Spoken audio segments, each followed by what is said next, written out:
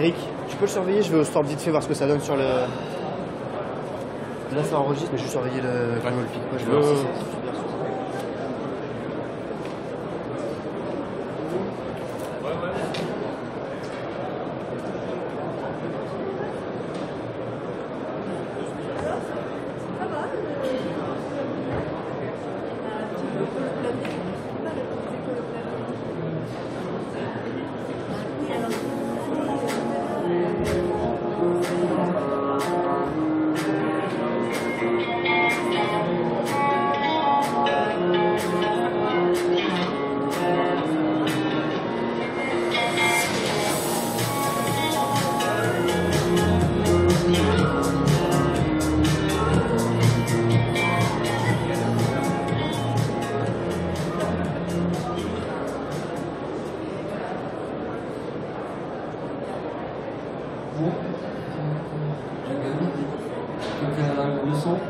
Bonjour mesdames, bonjour messieurs, je vous remercie de venir voir cette conférence organisée grâce à 3D Dental Store, Exocad, Medit et la coopérative technologie dentaire.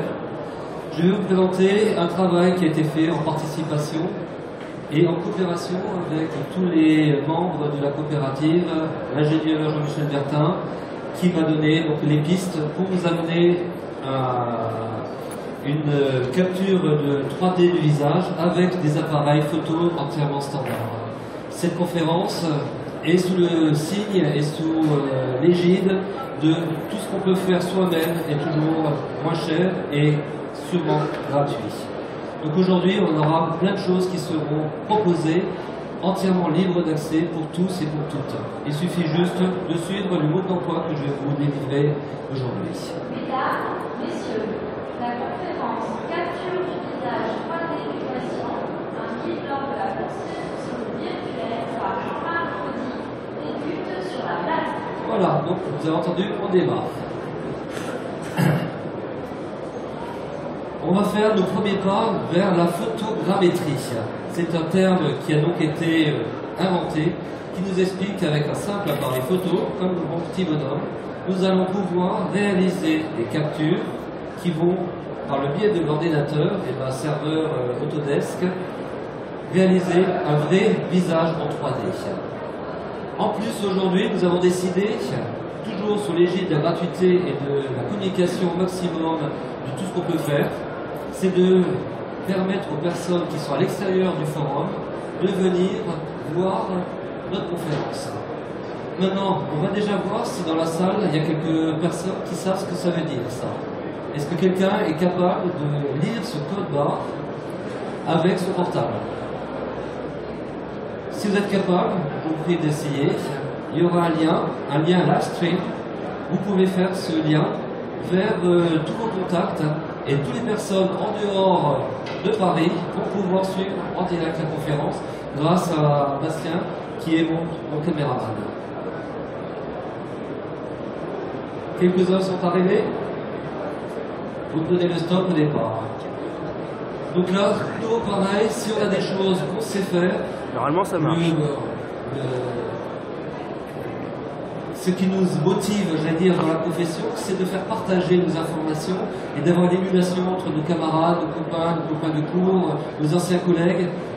Tout ça fait partie justement de cette émulation que Internet aujourd'hui nous permet d'obtenir. Donc vous avez tous compris, ceux qui sont arrivés à faire ça, ils font passer ce lien sur vos contacts. Maintenant, qu'est-ce qu'il nous faut pour pouvoir commencer dans la photogrammétrie? C'est simple, un appareil photo le plus basique possible, que ce soit un appareil photo sophistiqué comme celui-ci ou un simple smartphone. Les deux fonctionnent. Il suffit juste d'avoir une prise de vue. Ensuite, le logiciel 1D 3D Catch. Vous tapez sur internet 1D 3D Catch et vous pouvez trouver facilement le lien qui vous permet de télécharger ce logiciel. Ensuite, pour la manipulation qui va me permettre, moi, d'intégrer le visage du patient dans mon logiciel Exocad, il me faut une petite manipulation qui s'appelle manipulation de fermer les polygones de texture. C'est le logiciel MeshLab, pareil, en libre d'accès, que tout le monde peut le trouver. Maintenant, lorsqu'on fait les photos, vous avez tous un viseur. Vous centrez au mieux votre patient. Vous le centrez bien. Pas vous prenez avec du recul et tout ce qu'il y a derrière, etc. Vous le centrez au mieux. Plus que la photo est centrée, meilleure la définition sera. Ensuite, il y a des points bleus, c'est-à-dire vous prenez midi, 6 heures, 9 heures, 3 heures, et vous faites 2 ou 3 étages de hauteur. En règle générale, entre 16 et 18 photos suffisent pour réaliser un magnifique portrait 3D. Vous me dites, ça c'est compliqué à faire, comment est-ce qu'on va s'en sortir? Je vous montre tout bêtement que c'est très simple. Ceci a été réalisé au sein du laboratoire. J'ai demandé donc à M. Vatsky de prendre mon appareil photo, et regardez, je ne bouge pas. Ce qui est juste important à dire, il faut avoir l'air un peu de statue de Grévin, ne pas bouger comme à l'ancien temps. On fixe avec les yeux le plus possible un seul objet, parce qu'entre la première photo et la dernière photo, si le regard change d'endroit, on aura un œil fermé, un œil ouvert, on ne sera pas très joli.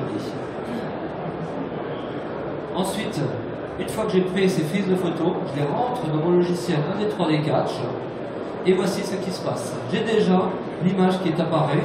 Vous voyez les petites marques des 3 photos qui ont été faites en circulaire. La manipulation, elle est tellement simple que je vais même vous la faire tout à l'heure en direct. Ensuite, le logiciel me fait mon visage et je l'obtiens déjà en 3D. Tout ça, je vous le redis, c'est entièrement accessible à tout le monde et il n'y a aucune difficulté pour le faire. Ensuite, une fois que j'ai ce magnifique visage, le mieux c'est de le rentrer directement dans mon Exocad. Si je le rentre directement dans Exocad, Exocad me propose un puzzle. Ça, on est très déçus qu'on a eu ça. J'étais bloqué sur ce système-là, sur ce problème-là, pendant presque 1 an. Et pas plus tard qu'au mois d'octobre, j'ai trouvé la solution grâce justement à mes amis de la coopérative, à M. Bertin qui m'a dit « Essaye avec Meshlab, tu auras une solution ». Donc je vous donne la solution. Regardez bien, vous pensez que c'est compliqué, il suffit d'ouvrir le logiciel Meshlab, de chercher le filtre, de changer la texture, et ensuite on enregistre, et on enregistre bien sûr en point obligé. Ça, pour vous, je suis sûr, c'est déjà un peu du chinois. Alors je me suis dit, je vais vous montrer comment ça se fait, pour de vrai. C'est que quelques clics. On prend le fichier en OBG que m'a sorti AD 3D Catch. Il rentre dans mon Meshlab. J'ouvre le filtre. Je descends avec ma petite souris, texture, et entre 2 textures, je fais appliquer, je ferme. Le Meshlab va justement régénérer toute la texture sur les polygones de souris. Il suffit ensuite de re-sauvegarder ce fichier qui a été fait. On lui dit OK, l'affaire est dans le sac. Ce fichier-là, maintenant, je le rentre dans Exocad et voilà ce que j'obtiens. Je vous dis que cette opération, c'est 3 manipulations. Un appareil photo, un Meshlab et un Exocad. Et on est déjà à ce niveau-là de réalité dans votre quotidien. Maintenant, comme je vous ai dit, je vais faire ces manipulations en direct. Et donc je vais appeler une personne qui veut bien se prêter à cette manipulation. Jean-Michel, veux-tu bien venir te présenter?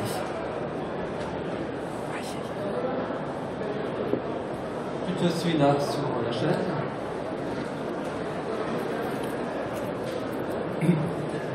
Donc vous avez bien compris avant, comme je vous ai expliqué, il suffit tout bêtement de bien centrer le patient dans le visage et je vais vous faire voir en combien de temps on fait les photos. Donc pendant que Jean-Marc prend les photos, je vais vous présenter la coopérative avec qui on travaille depuis 2010. Elle a été créée à l'initiative de 10 laboratoires qui voulaient investir dans des machines industrielles. Sachant qu'on était des petits labos, on ne pouvait pas investir dans une machine à 300 000 €, donc on s'est groupé à 10. On a commencé en 2010, aujourd'hui on est 43 labos à travailler donc, avec cette machine à fusion laser. Par la suite on a eu des machines à usiner, donc type Charlie Robot, BHF, On fait de la zircone, du PIC, du PMMA, de l'IMAX, du Vita Suprinity et de l'impression 3D. J'ai terminé ici. Il y a aussi une autre facette, c'est 3D Dental Store, qui Jean-Michel participe au développement. C'est un peu le centre de R&D de la coopérative et de distribution d'Exocad, de machines imprimées telles la Formlab. Jean-Michel vous présentera les données techniques à la fin de la présentation de Jean-Marc. Vous me remettez le micro? Après, la coopérative peut fournir des scanners. On travaille en collaboration avec Medit et Exocad depuis 7 ans, 6 ans. On a toutes les dernières solutions qu'ils proposent, des scanners, des offres que je vous invite à venir sur notre stand qui est derrière là-bas. Donc on pourra plus vous expliquer un peu comment ça fonctionne la coopérative, comment on rentre dans la coopérative, les offres aussi. On peut vous fournir. Voilà, je te remercie. Vous avez compris que pendant le temps qu'on a eu à faire les photos, il n'y a même pas eu le temps de vous présenter grâce à quoi je suis arrivé jusque-là. Voici l'empreinte de la bouche de Jean-Michel qui s'est prêté à mon jeu. Vous dites maintenant, est-ce qu'on va pouvoir utiliser cette empreinte? Je vous fais voir le scanner de sa bouche. Il suffit tout bêtement de rentrer à l'intérieur de ce scanner, le Medit hybride, de cliquer sur 2 fois scan, là, le scan automatique qui se met en place. Vous voyez comment le bras articulé se positionne au mieux pour justement capter l'empreinte jusque dans les plus grandes profondeurs de son empreinte. Sans poudrage, sans rien, c'est une empreinte absolument traditionnelle, c'est un silicone, il n'y a rien de particulier. Donc tous les silicones, il suffit de les mettre dans la machine et ça se termine en très peu de temps. Regardez à quelle vitesse ce scanner arrive à nous capturer d'une façon plus que précise son empreinte de M. Bertin.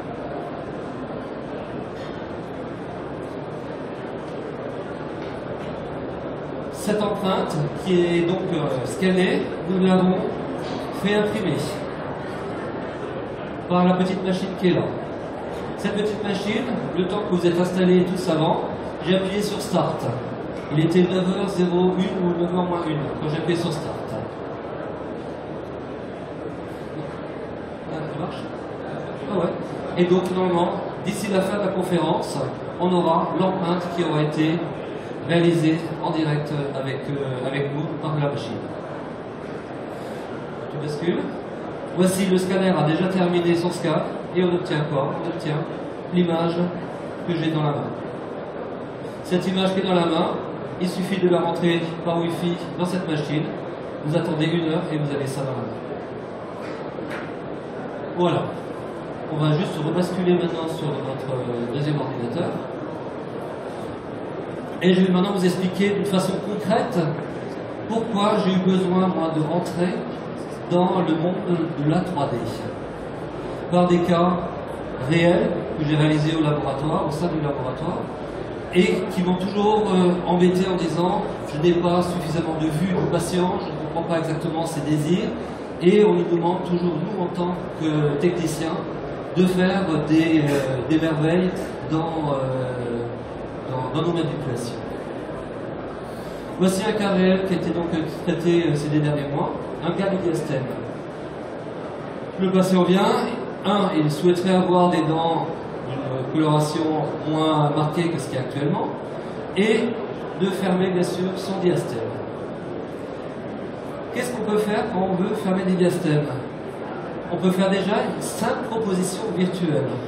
Il suffit, sur la photo que vous avez de votre patient, d'utiliser les logiciels, que je vous redis de nouveau, comme PhotoFiltre, entièrement libre d'accès, et de réaliser l'image que vous avez donc devant vos yeux. Cette image-là, vous pouvez déjà la proposer à votre patient et lui dire, monsieur, est-ce que ceci vous correspond? Est-ce que vous souhaitez plus de blanchiment, moins de blanchiment, plus de diastème, des longueurs supérieures? Voici quelque chose déjà qui va donner l'approbation du patient. Imaginez, j'allais dire, la tranquillité déjà du patient qui va se faire tailler ses 6 dents intérieures en disant je vais, pourquoi? Justement pour avoir un sourire, et je souhaite effectivement avoir ça. Mais ici tout tombe par terre, c'est la rupture. Il n'y a plus rien qui nous permet, de cette belle image virtuelle que je vous ai fait voir avant, de rentrer dans notre réalité de prothésiste de tous les jours. Et ça, c'est quelque chose qui m'a toujours, fait réfléchir. Lorsque vous êtes dans le laboratoire, vous avez le cas Diastème, vous travaillez sur donc, le wax-up, qui est entièrement manuel, avec de la cire, vous faites ça tranquillement dans votre laboratoire, en espérant ne pas avoir la ligne de sourire qui se dégrade d'un côté ou de l'autre. La mise en articulateur, un coup sur deux, est-ce qu'elle va être droite, pas droite? Les arcs faciaux, combien de prothésistes ont des arcs faciaux pour mettre en place leur travail? Rare sur les cas. Ceci ensuite est rebasculé pour le mock-up en bouche du patient, qui permet, avec une fraise de pénétration contrôlée, de faire une taille pelliculaire de 0,5 de profondeur pour permettre ensuite aux céramistes de travailler. Donc on a les empreintes qui nous arrivent, et maintenant il va falloir reproduire la serrure virtuelle. Et comme tous les prothésistes, je parie que vous faites comme ça. Vous dites, ben voilà, la lèvre elle est où un petit peu près, est-ce que je suis dans ce sens-là? On bricole tous comme ça, vous êtes d'accord? C'est ça la rupture, et c'est ça justement l'intérêt de notre discussion aujourd'hui. Et une fois qu'on a ça, il suffit de reproduire le projet qu'on avait fait. Est-ce que vous n'êtes pas tous un peu sentis, un peu couillons lorsque vous avez terminé votre travail? Et ça, je trouve que c'est vraiment l'expression totale de notre problème, de notre métier. Combien ont payé en se disant je veux effectivement un beau sourire et se retrouvent avec des dents soit à lavabo, soit le sourire de travers.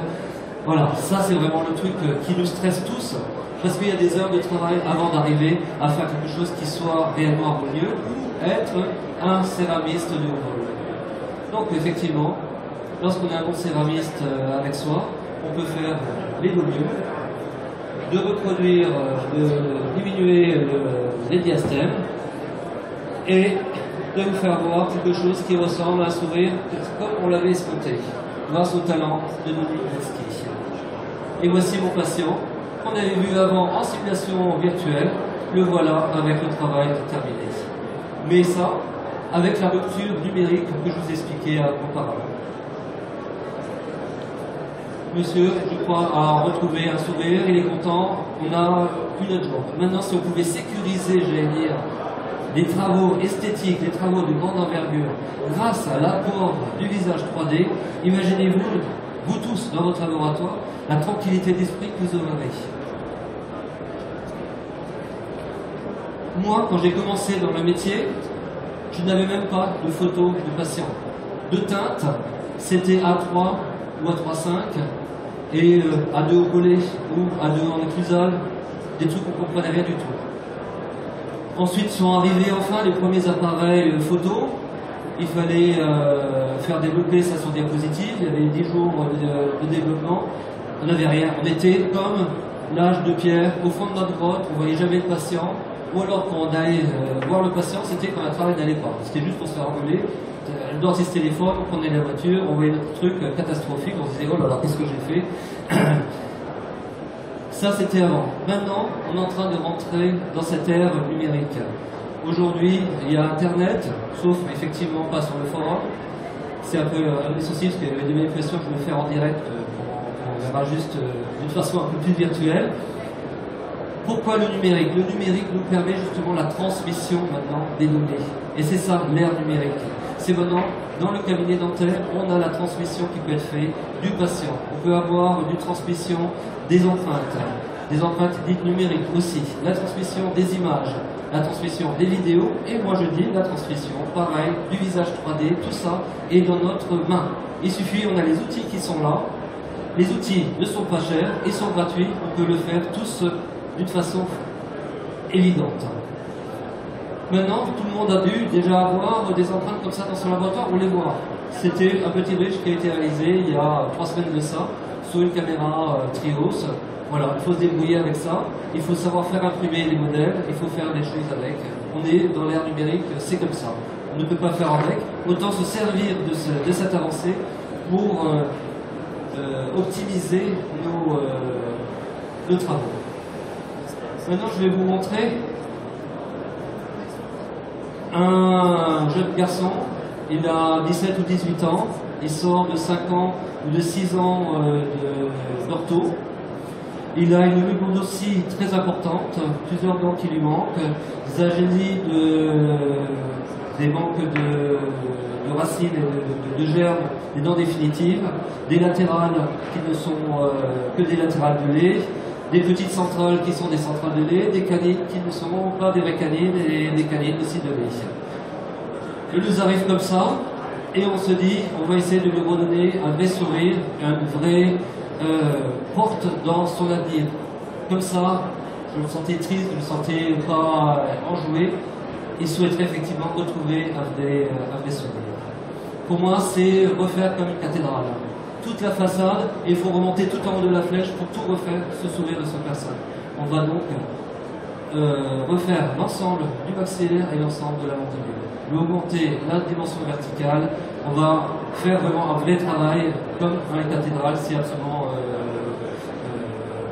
important comme travail. Actuellement, dans les différentes conférences, on nous propose cette méthode-là que vous avez toutes déjà dû voir. Les DSD, les Dental Smile, les VEB, etc. C'est très bien, c'est sur une image de photo, comme ça, que vous avez. Ensuite, avec une espèce de réglette, on essaie de trouver que le centimètre sur l'écran, ça vaut 0,3 dixième de millimètre sur le plâtre. Et on essaie de faire avec ça, comme on peut, un espèce de wax-up qui tient la route, pour qu'on puisse ensuite, enfin, arriver à faire les veneers. Ça, on dit que c'est le sonore actuellement. Ce sonore, pour moi, il a un gros problème, c'est son parallaxe. Ce qui est très bien vu de devant, il suffit d'un tout petit peu de tourner, ben c'est plus du tout bien. Ça, c'est l'image 2D, c'est l'image, les photos que vous avez tous reçues de vos cabinets. Moi, ça ne me convenait pas. Je me dis, il faut effectivement aller de l'avant, et c'est pour ça que je vais, moi, vous proposer l'intégration du visage 3D. Donc, faisons simple, les bonnes méthodes sont toujours les meilleures. Il suffit de prendre la photo du patient. Le dentiste, avec son imprimante de bureau, il imprime le projet et me le transmet comme ça, griffonné. Je comprends exactement ce qu'il veut. Vous êtes tous comme moi, vous avez compris qu'il veut faire des élongations coronaires, qu'il veut rechanger des axes. On comprend où est-ce qu'il veut en venir. Non seulement il comprend, mais moi je peux aller plus loin, lui faire la proposition virtuelle de son projet. Et je valide déjà rien qu'avec cette image-là, par mail, avec mon chirurgien dentiste, si je suis dans les clous de ce qu'il souhaitait et de ce qu'il avait discuté avec son patient. Vous me dites, ouais, mais ça, c'est super compliqué à faire, là, il faut vraiment être un as de la souris. Ben, j'y crois pas. Hein. Je vous montre comment on le fait. Simple photofiltre, vous faites une capture d'une dent à côté, vous faites copier-coller, vous étirez un petit peu les cadres, vous refaites copier la même dent en effet miroir, et vous recollez la deuxième dent. Ici, il suffit juste de faire voilà, je le fais donc en réel. Il suffit donc de reprendre la photo, de l'inverser, on retire à droite et à gauche, et on a donc les deux dents de lait centrales qui sont déjà reproduits. Ça, je les ai comptés 30 clics. Voici le visage du patient tel que j'avais auparavant, vous avez tous vu, et voici la proposition que moi je lui envoie. Déjà ça, ce jeune patient, quand il a vu cette photo-là, il s'est dit, j'ai confiance en vous, j'ai l'impression qu'on va arriver à quelque chose qui convient, j'y crois. Et donc il est prêt maintenant à aller passer quelques heures au fauteuil pour aller se faire tailler les dents, etc. Nous maintenant, en tant que prothésistes, qu'est-ce qu'on a comme aide? Ben, il suffit, comme je vous dis, tiens, il y a un truc qui manque, de rentrer le visage 3D, c'est ce qui m'intéresse. Quand on a la chance, lorsqu'on fait des implants, le DICOM, histoire de voir où sont les masses osseuses, ça aide aussi. La photo, parce qu'une première photo, au moins la photo du projet, tous les logiciels peuvent nous faire des photos. Et lorsqu'on fait des grandes réhabilitations, moi j'ai besoin d'une courtospée. Je ne sais pas si vous avez fait un petit peu d'adjointe. de faire une table de montage personnalisée, de poser les dents sur cette table de montage, de respecter les coupes de spé, etc. Ça vous permet de ne pas avoir des problèmes dans les travaillants, dans les non-travailleurs. Donc ça, c'est un petit outil tout simple qu'il suffit de mettre en place. J'intègre donc le visage de ce jeune garçon, comme j'ai fait avant avec Jean-Michel. J'ai fait le tour de ce patient, je l'ai montré l'articulation. Si on a un DICOM, comme je le dis, on peut le positionner. La photo du projet, ben la voilà. Moi, je la rentre directement dans mon lieu de travail qui est donc mon ordinateur. Et je vous parlais avant d'une courbe de SP. J'avais une table de montage sur mon articulateur que j'ai mis dans mon scanner. Il m'a sorti un STL. Le STL, je l'ai appelé courbe de SP. Et quand j'en ai besoin, ben, j'appelle dans Exocad et je me le mets et je vois où j'en suis. Quand on a toute une bouche à faire haut et bas, si on n'a pas cette aide-là, je ne sais pas comment vous allez faire. Donc moi, c'est les petites aides que j'ai mis en place. Maintenant, je suis prêt à travailler dans l'ère numérique. J'ai donc mon patient devant les yeux, je vois comment il ressemble. Au lieu de mettre la main en disant est-ce qu'il va sourire comme ça, je sais comment il sourit.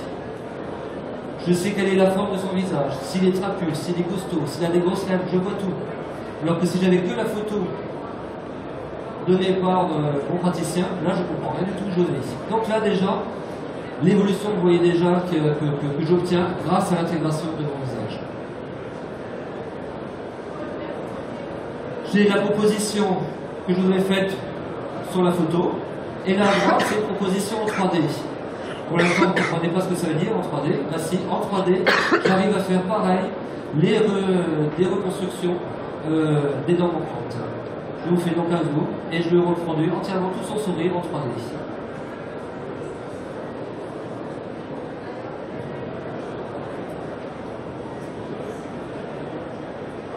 Maintenant, je suis prêt à travailler. J'ai donc intégré, vous voyez en gris, les modèles qui ont été scannés, le visage, et je n'ai plus qu'à me lancer maintenant dans la modélisation. Modélisation, je fais une dent, une deuxième dent, une troisième dent. Et je vois directement qu'est-ce qui se passe dans Exocad. Voici la modélisation que j'ai faite, et je l'ai réellement 3D. Là, j'ai fait même ouvert, je lui ai fait ouvrir, grâce à l'articulateur virtuel qu'on a dans Exocad, on peut faire ouvrir la bouche du patient pour avoir un sourire encore plus naturel. Et là, je l'ai mis en mouvement.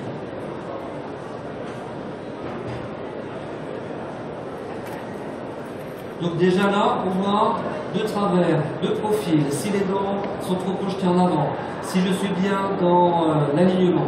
J'ai déjà toutes les indications face à l'esthétique attendue pour ce patient. Maintenant, je vois même par transparence où j'en suis. J'ai fait mes élongations coronaires telles qu'étaient demandées.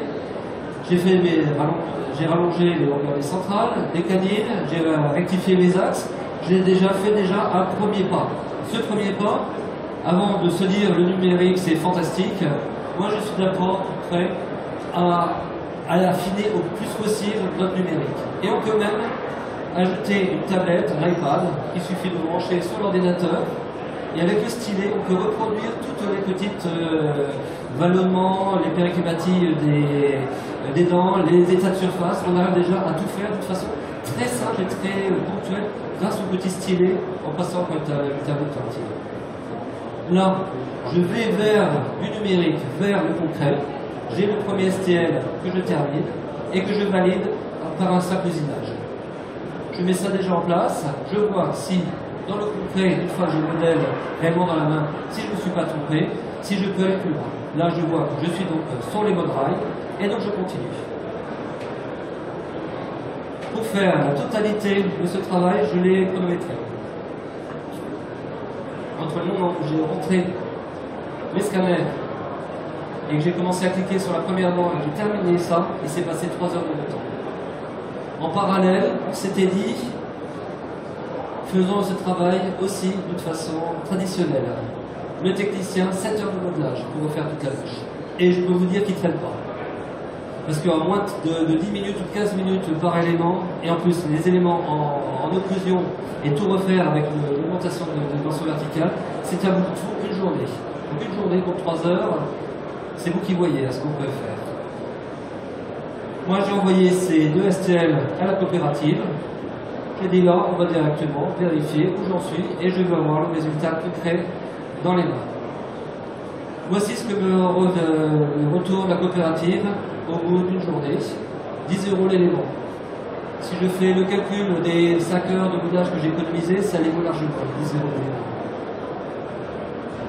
Le haut et le bas. Là, je vous ai fait la comparaison parce que on est toujours en recherche d'avancer encore plus vers le numérique. La méthode dite traditionnelle de côté, c'est-à-dire une fois qu'on a fait tout le travail en cire, il faut avoir un duplicata avec du silicone, attendre que ça durcisse, ensuite on remet du plâtre dedans, on retaille le tout, on cherche une plaque photo thermoformée et on tire la plaque. Moi directement sur le premier style que j'ai, je demande de faire une fabrication d'une gouttière, et c'est une gouttière souple qui va pouvoir directement se positionner en bouche avec le bisacryl, comme ce que font tous les dentistes lorsqu'ils font soit un provisoire ou soit le mock-up. Le bisacryl ne tâche pas ni sur ce modèle, ni sur cette résine-là, ni sur celle-ci.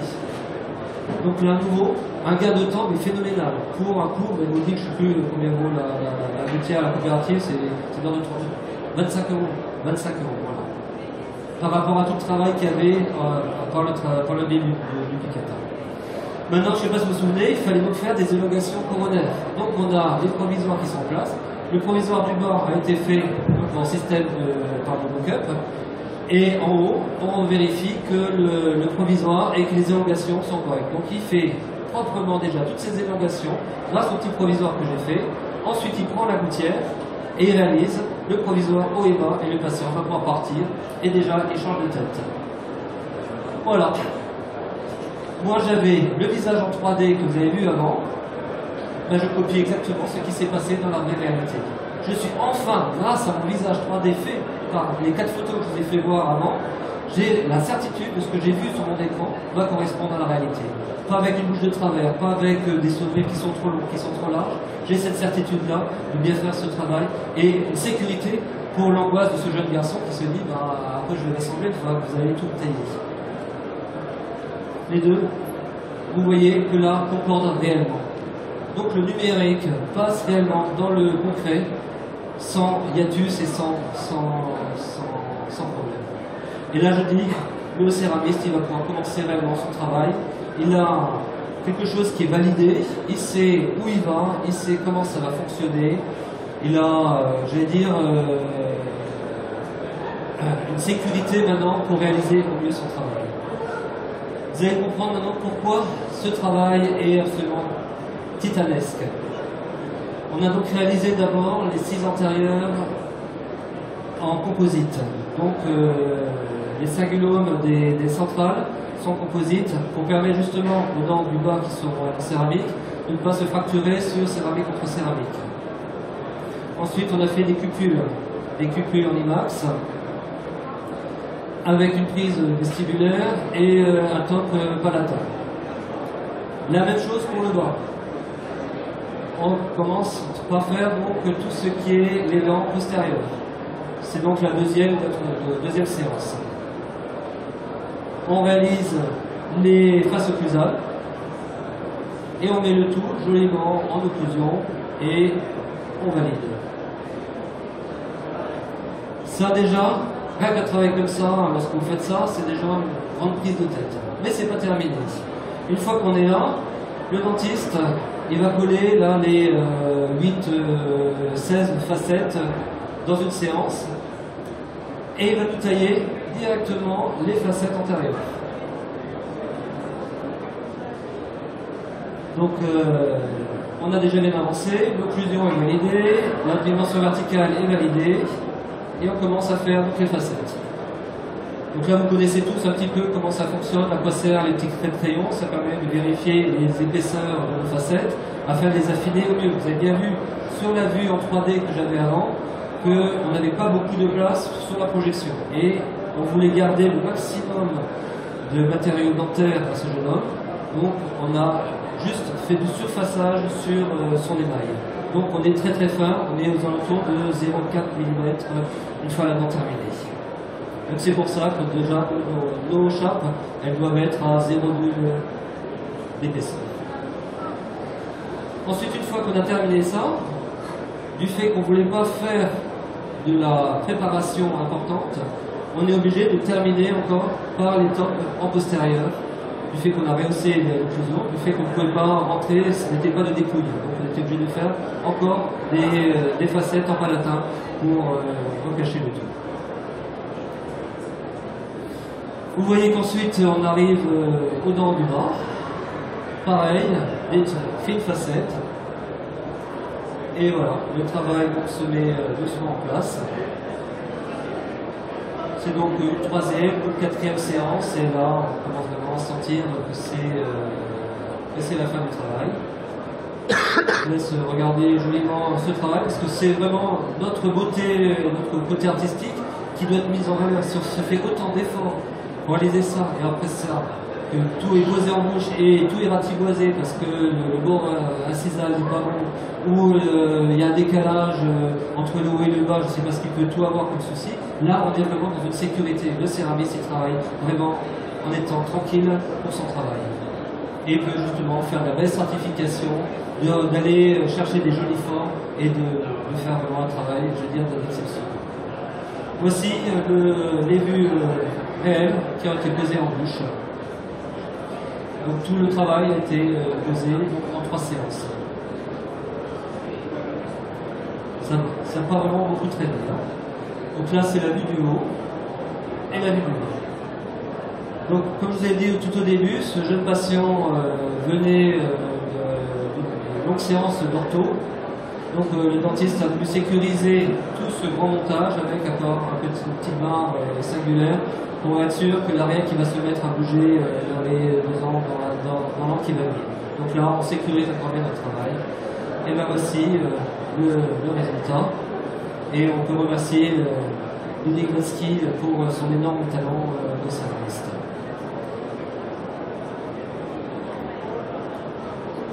Voici le patient qui est donc revenu avec... il avait oublié ses lunettes, je pense qu'il est passé aux lentilles, un sourire radieux. Je crois que ce garçon, là maintenant, il va pouvoir se lancer dans la vie avec tous les atouts qu'il lui souhaitait. Comme je dis, ça mérite de se lancer quelques fleurs quand on arrive jusque-là. Maintenant, comme je vois qu'il nous reste encore un petit peu de temps, je vous propose de vous expliquer, comme on a pris Jean-Michel en photo, je vais vous montrer le résultat qui était donc attendu. Donc on aura une série de manips qu'on peut encore faire ensemble. Donc quand je veux rentrer ça dans Exocad, il faut mettre le visage à l'échelle. Du fait que lorsqu'on prend en photo, il n'y a pas de référence d'échelle, il faut donc rentrer mise à l'échelle. Ensuite, on importe les STL des mâchoires, et ensuite on aligne la mâchoire et le visage, le tout ensemble. Je vous fais voir une petite capture d'écran. Donc le visage de Jean-Michel qu'on avait vu avant. Voici ce que me sort maintenant la dernière version de Memento Beta. Donc j'ai fait tout mon travail auparavant sur un état du cache et Autodesk a sorti maintenant la dernière version qui s'appelle Memento Beta avec un réalisme qui est maintenant à couper le souffle. Voici son visage tel qu'il est rentré dans Exocad. Vous voyez déjà qu'en l'espace de 3 mois, entre le début de mon travail que j'ai fait avec le jeune patient tout à l'heure, déjà la technique et la technologie elle avance. Je vous ai parlé avant qu'il fallait donc faire la mise à l'échelle. Lorsque vous prenez votre patient, n'oubliez pas de mesurer sa distance bipupulaire. C'est celle-ci qui va vous donner cette référence. On la retrouve très facilement sur Exocad. Il suffit de faire la mesure et ensuite avec la souris, on tire ou on écarte cette distance jusqu'à ce qu'on obtient les 64 cm de cette distance bipupulaire que j'avais mesurée. Donc tout ça, c'est vraiment la vraie simplicité d'action. Ensuite, comme je vous l'ai dit, j'ai son visage qui est mis à l'échelle. La mâchoire qu'on a scannée, cette mâchoire que vous voyez là, c'est celle qui est issue de notre scan qui est là. Tout simplement. Je le mets un en face de l'autre.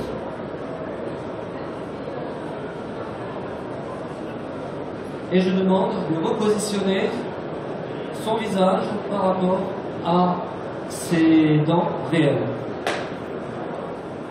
Et voilà, la dent est faite, la réalisation est faite. Et pour m'amuser, je lui ai fait donc des canines un petit peu de Dracula. Je peux juste me faire voir son modèle, qui ont été réalisés sur ce modèle-là. J'ai envoyé ça, j'habite moi à Strasbourg, la coopérative est en Rouen. Je viens de recevoir aujourd'hui, c'est en réel le travail qui a été fait. Donc si j'ai envie de vous faire voir que ce travail virtuel dans le concret fonctionne.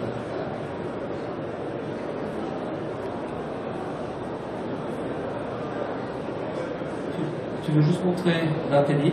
Donc c'est une canine qui a été faite en PPMA, comme ce que je vous ai fait voir auparavant.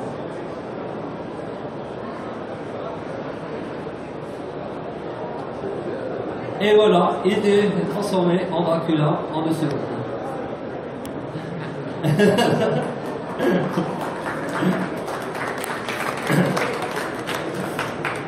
Voilà. Est-ce que tu peux maintenant, Jean-Michel, prendre la suite afin d'expliquer, j'allais dire, les capacités extraordinaires que peuvent avoir la machine de Formlabs qui est là, et pourquoi cette machine-là, on a l'impression qu'on regarde le prix, il manque un zéro. Il va vous expliquer le pourquoi du comment, et c'est pas du...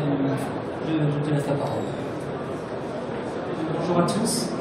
Donc en fin de compte, au niveau de la coopérative technologie dentaire, comme Philippe vous a expliqué tout à l'heure, on distribue tout ce qui est produits Medit. Donc là, les produits qui vous ont été présentés au niveau de la conférence sont les scanners hybrides de la société Medit, qu'on commercialise directement sur la CTD, sur la société 3D Dental Store. Les packs au complet sont aux alentours de 25 000 €. Et afin de permettre au laboratoire de pouvoir intégrer l'impression 3D à moindre coût, j'ai depuis à peu près 1 an mis un partenariat de co-développement avec la société Formlabs pour vraiment réussir à développer des résines spécifiques tondues dentaires. Et donc là, c'est la première machine en stérolithographie qui est présentée, qui pour 3 500 € vous permet en fin de compte au niveau du laboratoire de pouvoir sortir tout ce qui est castinal, modèle, gouttière. Par la suite, vous allez pouvoir intégrer des nouveaux types dentaires, mais Formlabs en parlera à partir du 19 avril en sortie mondiale. Donc voilà, n'hésitez pas, si ça vous intéresse, on est sur le stand F180 et on fait tourner les machines pendant toute la journée. Donc vous pouvez venir nous voir quand vous voulez. Merci. Donc tout ça pour vous dire que là, c'est vraiment de la coopération et de la technologie entièrement moderne. Et peut-être, comme je souhaitais vous faire des démonstrations en direct des manipulations, sur le stand tout à l'heure, vous pouvez voir l'intégration de notre visage qu'on a pris en photo ici, parce que là, sur cette place-là, je n'ai pas accès à Internet, donc il faut effectivement balancer les photos sur Internet, afin que vous puissiez voir la réalité des manipulations et la simplicité que je vous ai montré, qui est vraiment une vraie simplicité. J'en profite juste de montrer que j'ai mon épouse qui fait des jolies choses, donc si vous voulez profiter des cadeaux, j'en profite pour les montrer et vous montrer à tous ces jolies choses. Voilà, je vous remercie tous de votre intérêt, de votre écoute, et je vous souhaite encore une bonne journée sur le Dental Forum. Merci bien.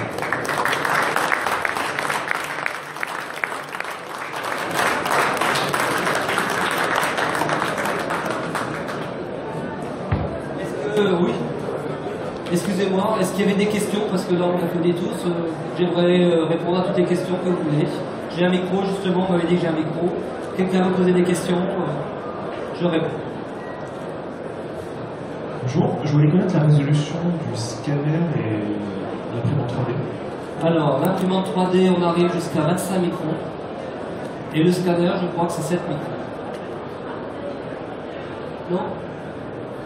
Attends, on va demander à l'ingénieur de hybride, on va dire que commercialement parlant, sur les plaquettes, on les mentionne à moins de 5 microns pour les Blue et pour les hybrides, mais en réalité, quand on fait les calibrations, on a directement tout qui s'affiche. Sur l'hybride, je fais plus tourner autour de 2 microns en termes de calibration. Et sur les Blue, on va plus tourner sur du 4. Donc ça, c'est vraiment sur l'utilisation au quotidien.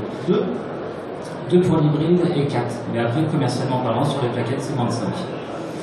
Au niveau de la Formula, on va pouvoir travailler sur des couches de 25, 50, 75, 100 microns.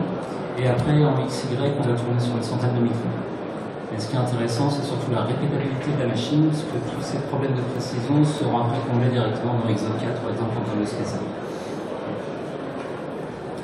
Une autre question, vous avez dit tout à l'heure qu'il était possible d'utiliser l'iPad pour faire les retouches sur XO4. Oui. Est-ce que l'iPad est suffisamment puissant par rapport à un PC pour faire... Non, on fait donc une duplicata d'écran. Comme là j'ai un écran sur mon ordinateur et j'ai l'écran qui va ici, on fait un duplicata d'écran. Donc c'est un petit logiciel qui se commande sur internet. La retouche se fait sur PC. Se fait sur PC, et c'est juste un écran supplémentaire que vous avez devant les yeux. Voilà. C'est donc une duplication d'écran qui se fait. Et ça pareil, c'est donc les petits trucs qu'on trouve, on est un petit peu sur internet, sur les forums. Il y a un forum très sympathique qui nous donne justement tous ces trucs-là qui s'appelle lepointduprothésiste.fr, où j'ai justement capté plein d'informations. Je vous conseille d'aller voir lepointduprothésiste.fr. J'en profite tant que j'ai le micro. Si j'ai bien compris, donc la reconstruction du visage 3D, c'est très bien, c'est original. Là, l'application que vous montrez, c'est surtout pour la simulation. Oui, pour la simulation. Est-ce qu'il y a autre chose qu'on peut faire avec? Une impression, vous pouvez imprimer si vous voulez. Non, je veux dire, en fait, la reconstruction du visage 3D. Ah, imprimer le visage 3D. Oui, effectivement, il y a des petites statuettes qui se font, tout ça, c'est possible. Je veux dire, au niveau clinique, est-ce qu'il y a une autre application qu'on peut en faire par la simulation? En tous les cas, peut-être, d'autres personnes vont trouver. Moi, l'application que j'ai trouvée, c'est une aide pour moi qui me permet de sortir de ma grotte et d'aller vers le patient. Et grâce à ça, j'ai mon patient qui arrive sur mon écran d'ordinateur sur lequel je travaille. C'était ça mon objectif. Maintenant, ce qu'on peut faire de plus sur visage, j'en sais rien. Peut-être une personne qui a perdu une oreille, on peut resimuler une oreille, plein de choses à faire. Hein. Ça, c'est tout à fait possible. J'ai encore le micro, j'en profite.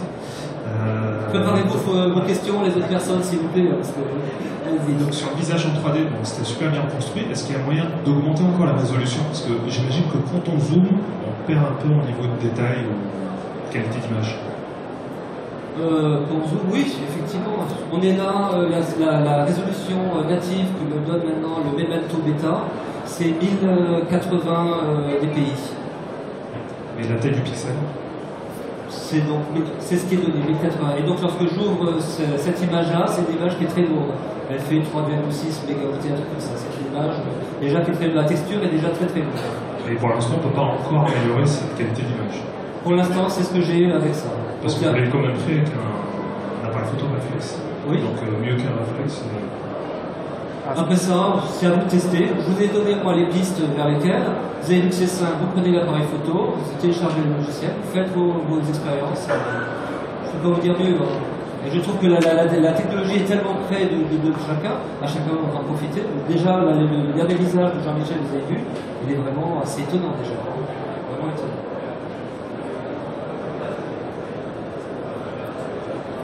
Ouais. Attends, vas-y. Ce que je voulais dire, Jean-Marc, c'est que la résolution, moi personnellement, je la trouve bien par rapport au coût. Oui. Parce que c'est tout free. Bah oui. Voilà, c'est tout free. Donc après, certainement qu'il existe des solutions beaucoup plus innovantes. Non, même pas. Et encore même pas. Moi j'ai vu des scanners qui étaient sortis par le Hunter, Face Hunter de chez Circumstance. Ils n'ont pas la qualité que j'ai là. Ah non, moi s'en fout. Là je peux vous dire que ce que je vous ai présenté là, j'ai jamais vu un truc aussi chouette que ça. Franchement, je suis content d'avoir pu vous faire partager. Est-ce que je peux encore offrir d'autres questions encore? Personne? Ah ouais, moi quelqu'un qui a. Dans quelle clinique du patient asiatique, c'était quoi l'intérêt de faire des facettes en palatin? Les facettes en palatin, parce que j'ai rehaussé la dimension verticale.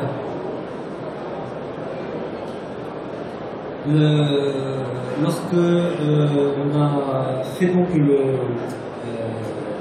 les blocs polaires pour remonter la dimension verticale, le dentiste pensait qu'on allait pouvoir glisser les dents comme du caoutchouc entre le postérieur et l'intérieur. Et donc il a commencé à tailler aussi en postérieur. Donc il aurait dû faire juste une gorge top étape et s'arrêter juste en occlusal. Et donc lui il s'est laissé entraîner et donc nous a fait une contre-dépôt et non pas latin, qu'on a dû effectivement recouvrir pour faire une norme la plus anatomique possible. C'est juste pour ça. C'est juste pour la donner. Il n'y avait pas d'autre raison. Je peux te laisser, tu as d'autres questions?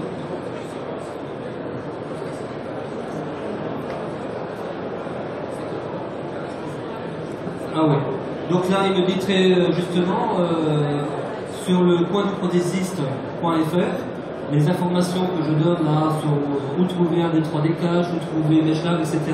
On va poster ça sur le site, comme ça tout le monde pourra, en cliquant le point du prothésiste, trouver les informations qui sont là sur la conférence. Et sont vraiment libres à tous. Hein. Vous allez vous inscrivez, on a des choses. On va tout faire ça tout à l'heure sur le site. Hein. Voilà. Voilà, et bien sûr, s'il y a des questions que vous attendez, si vous êtes en panne, parce que vous essayez de faire ça, vous n'y arrivez pas, un petit message sur le forum, et moi, un autre participant, vous aiguillera pour vous arriver à faire la même chose que je vous ai fait voir en direct. C'est tout. Alors, je crois que maintenant, on peut vous souhaiter une bonne journée à tous.